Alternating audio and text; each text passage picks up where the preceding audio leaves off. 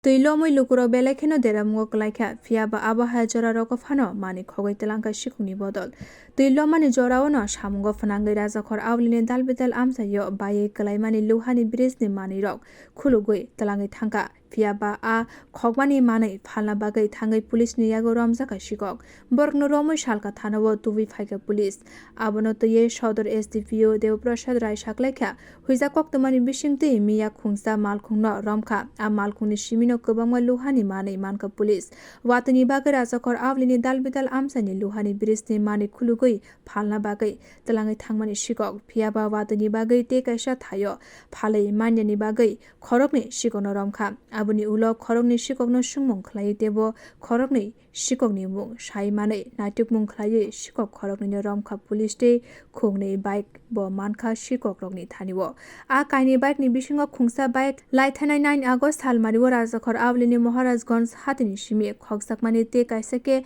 15 August salmari o bypass ni simi khogsakmani hini sai mankha আমরা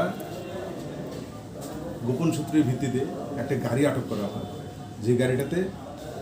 ব্রিজের লোহার যে ব্রিজগুলি আছে যেগুলি বন্যায় এফেক্টেড হওয়ার পর কিছু কিছু ব্রিজ ভেঙে গেছে ভিতরের বিশেষ করে ভিতরের এলাকা ওই ব্রিজের লোহার প্লেটগুলি খুলে নিয়ে বিক্রি করার উদ্দেশ্যে এগুলিকে এনেছিল তো গোপন খবরের ভিত্তিতে গাড়িটা আটকানো হয় এবং সেই প্লেটগুলি যে যারা চুরি করেছে যেমন দীপঙ্কর শুক্ল দাস এবং অরূপ দাস এদেরকে আটক করা হয় তো আটক করার পর ওদেরকে জিজ্ঞাসাবাদ করা হয় বিভিন্ন চুরির বিষয় নিয়ে যেহেতু তারা এই চুরির কাজগুলি সংঘটিত করেছে ওদের কাছ থেকে আমরা আরও দুজনের নাম পাই এবং যাদের কাছ থেকে আমরা আরও দুটো বাইক উদ্ধার করতে পারি তো এই বাইকগুলি গত একটা 9 তারিখে একটা 15 তারিখে চুরি হয়েছিল একটা চুরি হয়েছে